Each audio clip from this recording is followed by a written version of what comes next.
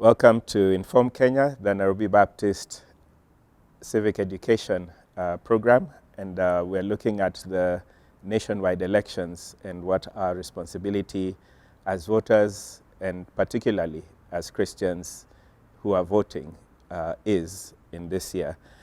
As we look forward to August, we want to educate one another on how best to approach this from a biblical perspective, but also to understand our civic responsibility as people who are part of the nation of Kenya.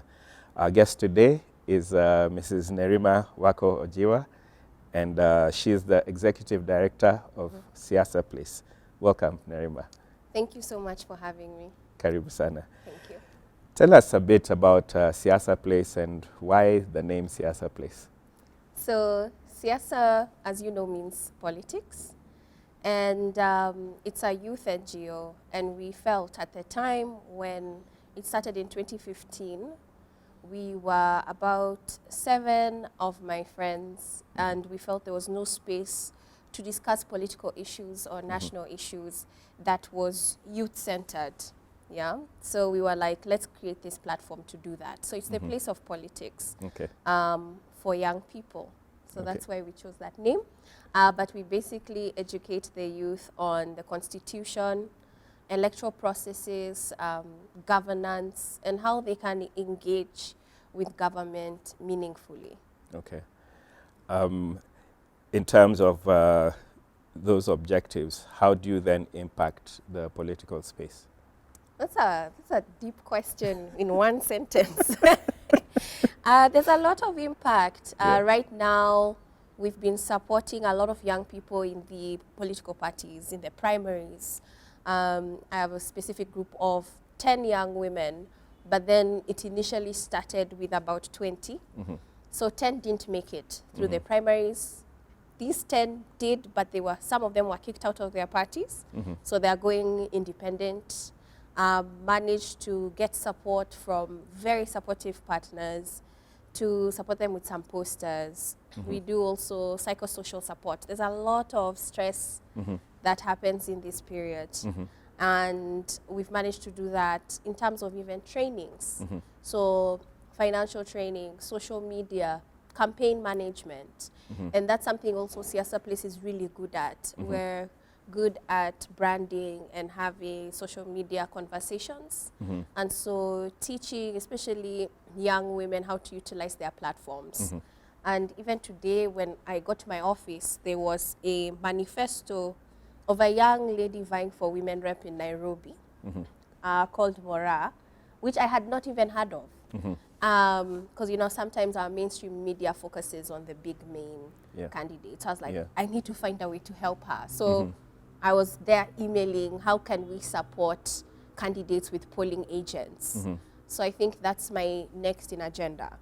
How can I get people to watch the vote for young people who can't afford to pay people to watch their vote?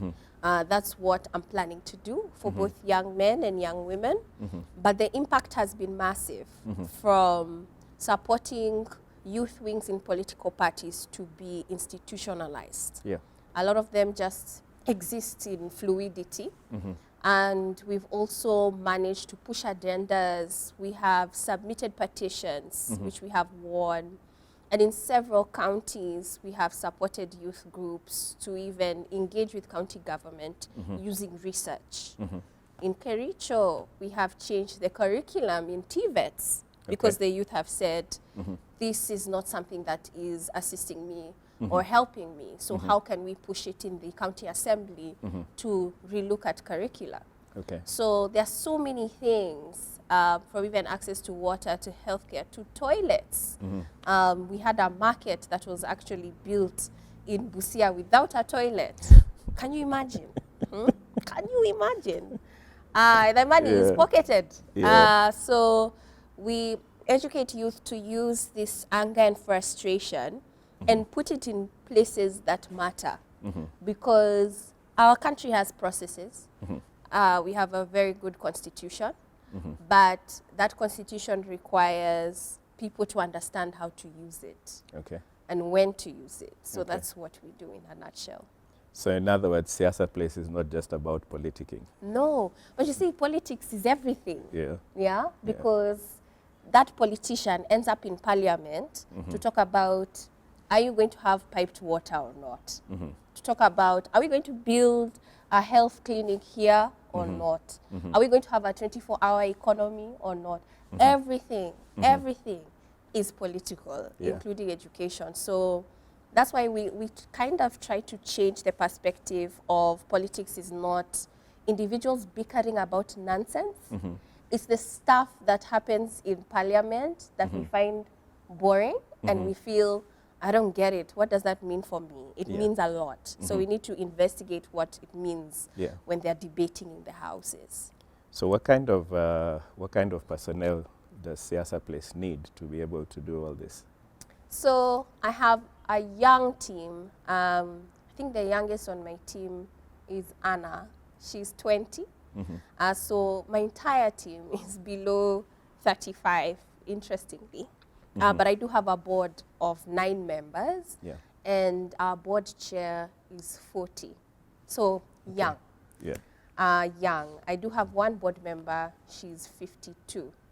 So as much as we work with youth, majority of us are youth. And my team are just people who are passionate.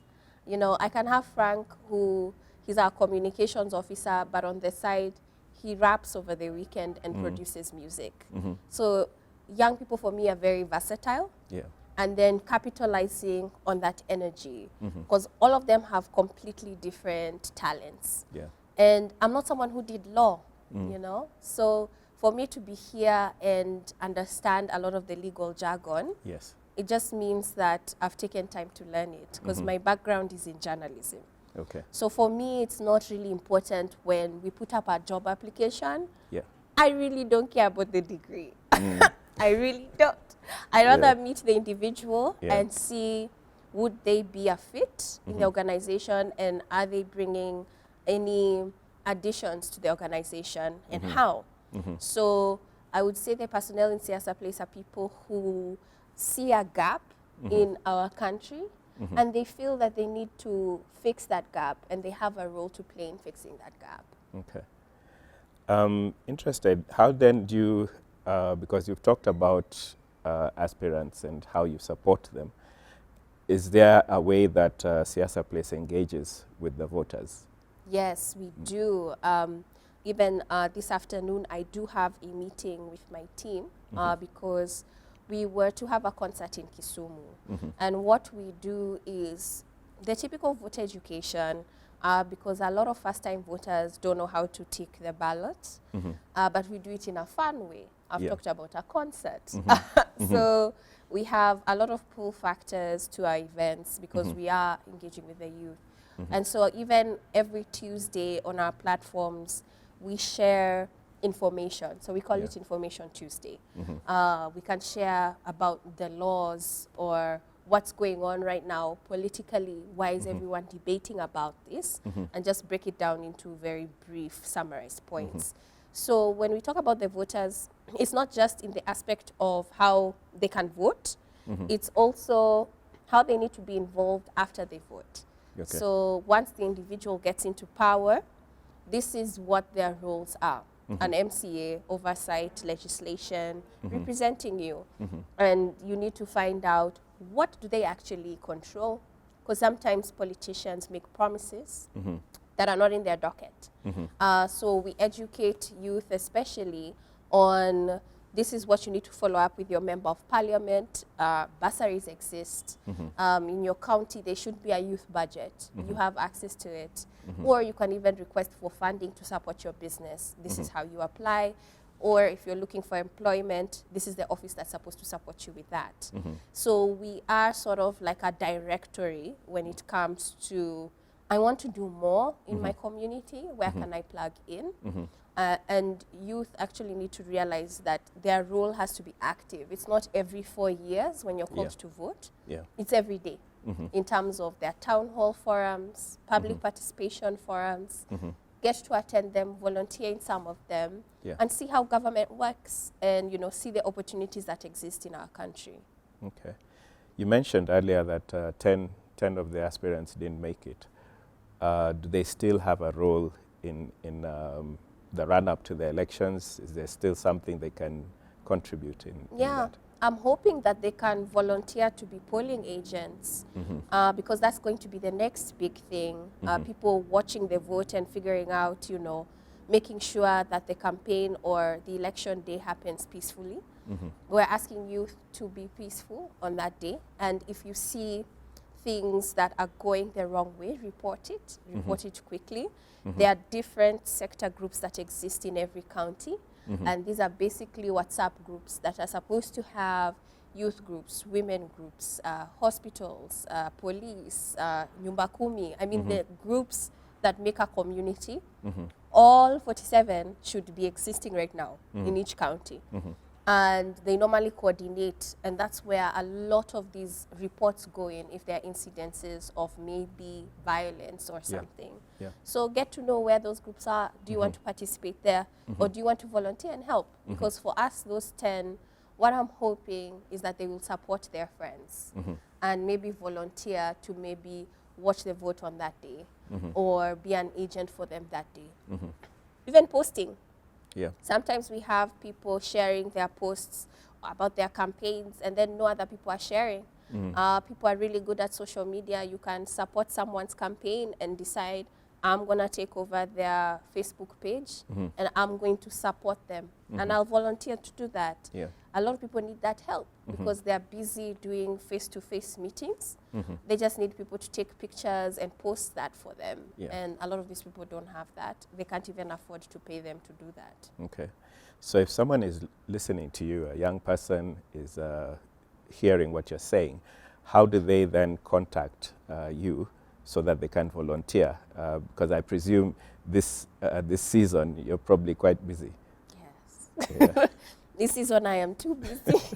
I am praying God will allow me after the election to just go for a vacation and I can just switch off. But all our social media handles, on Facebook, on Twitter, on Instagram, on TikTok, we are Siasa Place. Everywhere it's equal.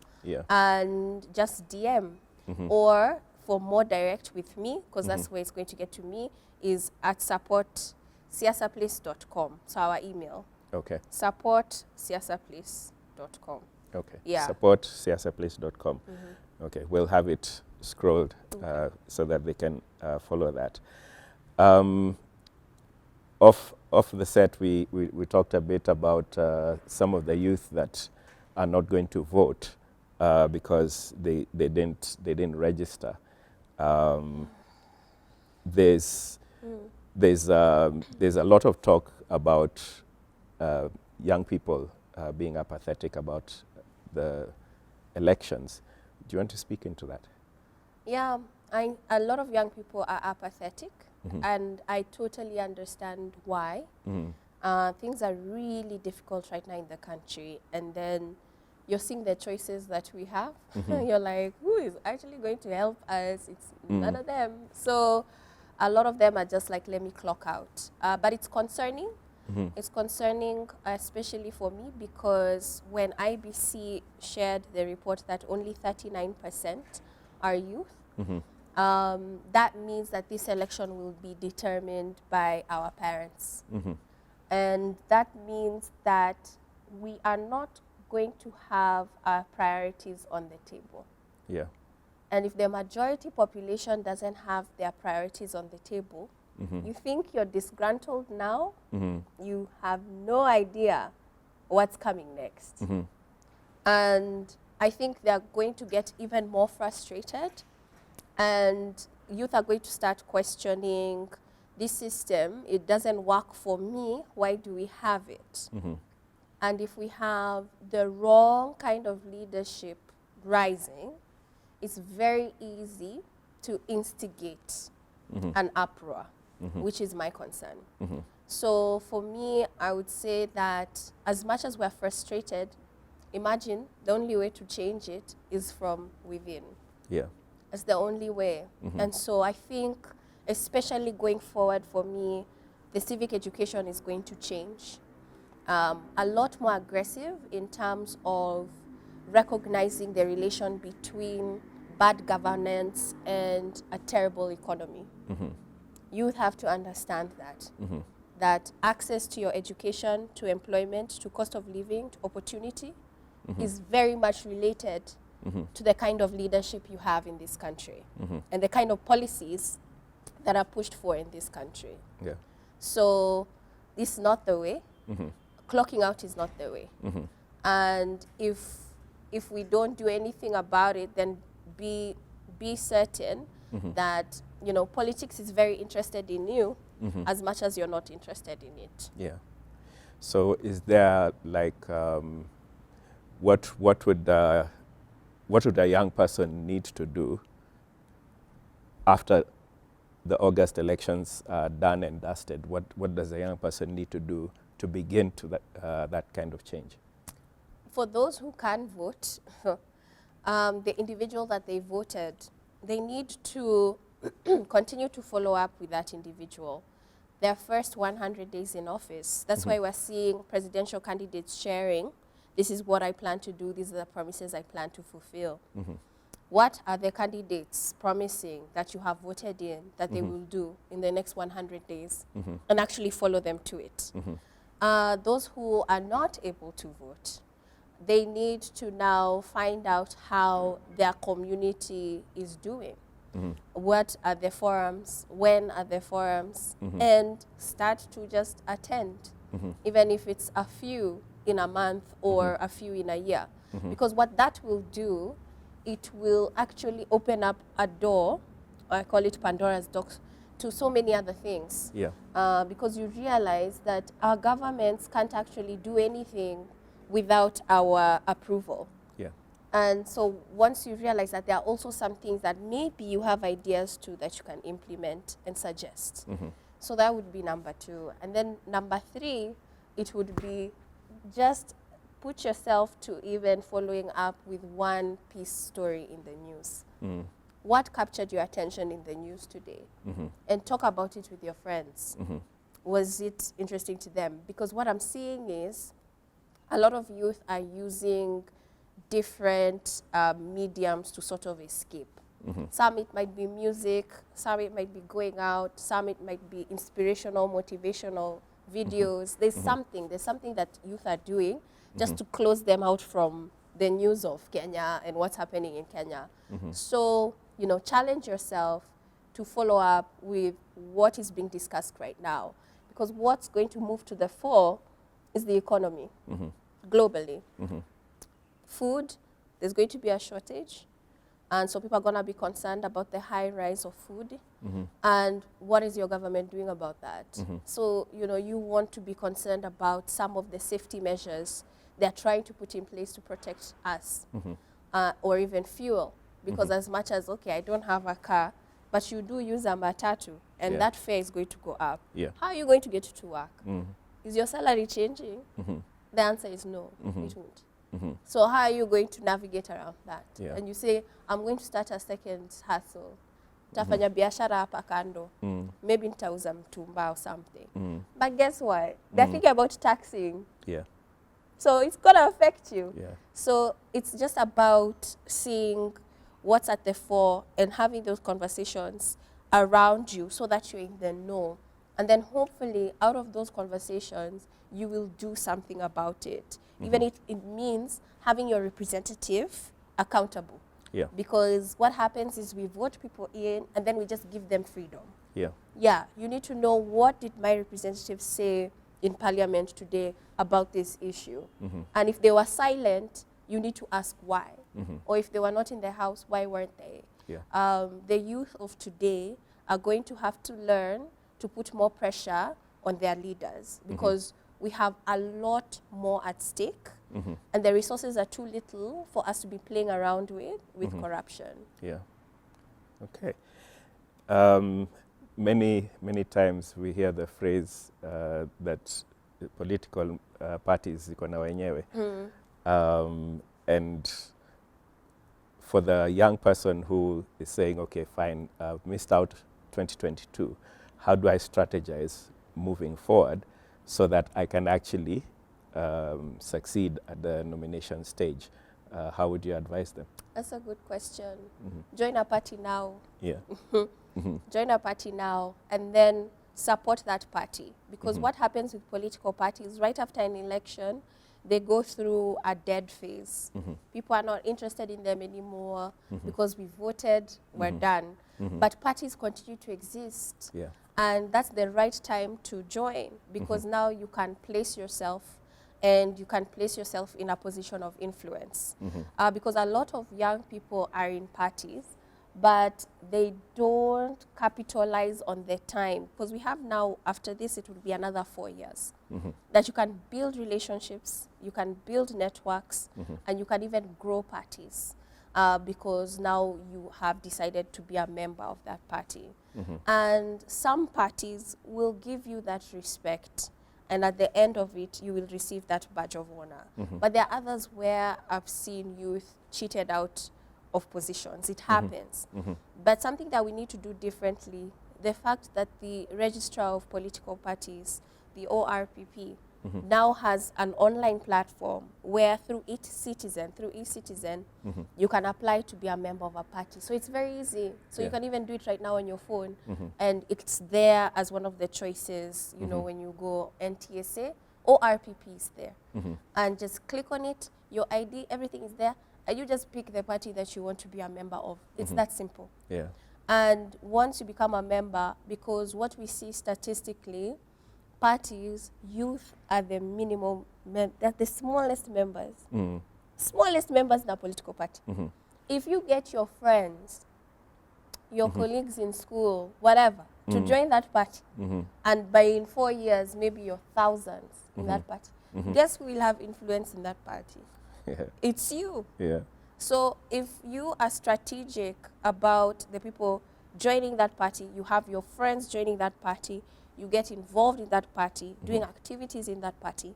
By the time elections come in 2027, you will have a say. So when the party tries to say there'll be no party primary for this position, your friends can say, no, this person is getting that ticket or she's getting that ticket. So youth just need to learn how to be strategic and how to build influence. It takes time because money is not something we have. And as elections continue to get more expensive, youth need to be creative about utilizing their capital, which is time and energy. Yeah. Okay. Good advice. What would you tell the voter going up into August? How do they identify who the best candidate to vote for is at every level, MCA, women's rep, and so on? Do not vote 6-piece. Not, please. You sure you're not going to get yourself in trouble? Do not vote 6-piece. Do not. Yeah. Do not. Because what it's doing is people are just blindly selecting individuals. So I'm telling youth to be more interrogative about who they're voting for. And for me, mine, honestly, my ballot will be zigzag. That's for sure. And it's because I'm saying I'm identifying with this person because of this and this person because of that. Have something you can hold a leader accountable to. So that if they do make it into power, you have that right to say, you know, me, I voted you in because you said you are going to work on this. And I can follow you to that. But if I vote 6-piece, I don't know what you're saying. I have no idea. So even that person, wherever they go, you can't even have anything to hold them to account. And so that's why I say don't vote 6-piece. And I also think that there are a lot of youth who are listening to people who might not have the wisest advice. When someone tells you, vote for this person because I said so. Question it. Vote for this person because everyone in this house is voting for this person. Question it. Why should I? You know, what are they bringing to the table? And what do I think is important? I think we need to ask the right questions sometimes without just following blindly. We need to stop doing that. Okay. Before your parting shot, gender. The great elephant in the room. Let me drink some water. Should gender determine who the youth vote for? So, I'm not really going to answer your question. Let me just say that from the beginning. Gender is important. It's important to me. And it's also because the fields that I'm in, sometimes I'm in rooms filled with men. And I feel that we should have equity. Representation is important for both. So I am very pro affirmative action. But where I lose support is when it becomes blind affirmative action. Yeah.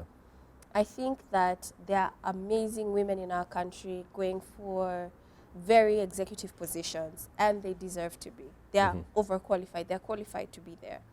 Support that. But then when we have the issue of political parties fronting women who are people's daughters, girlfriends, who knows what else, I have an issue with that. So they're just doing that because she's a woman, when you should do it based on criteria and based on merit. Yeah. So for me, I would say I am very pro affirmative action, equity, gender, but it must have criteria and merit, because we are very many. Yeah. And it's not that hard to select us, surely. It's not hard. Yeah.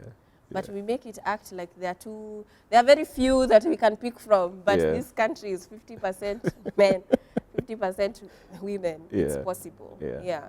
Okay. I think you've answered the question. Thank you. Parting shot. My parting shot would be, I'm not someone who thought I would be in this space at this time. Political, governance, there's not a type, is what I'm trying to say. It's an interest. So because you're interested in having a good life, building a good home, especially even for your children, it has to involve good governance. Because if we have a bad government, if we have conflict, unfortunately, you will have no home. So you have to be keen when it comes to participating and engaging, and just find an interest, because it has an interest in you. Yeah. Thank you. Thanks very much for your time, and we'll continue to pray for what you're doing. It sounds like it's huge, and you probably need the support. But thank you for your time, and thank you also for some really good insights on how the youth can engage. And we pray that we'll begin to see a difference in that demographic. Amen. And so all the best in what you're doing in the run-up to August and beyond. I think I'm particularly pleased that there's something beyond, not just, about the elections. Yeah. Yeah. Thank you so much for having me. I enjoyed it. You're most welcome. welcome. Very fast. Thanks. Karibu sana. Welcome to our next series of Inform Kenya, and as we continue to just educate ourselves on how best to vote and what to look out for. Be responsible. God is counting on you to play your part. Blessings.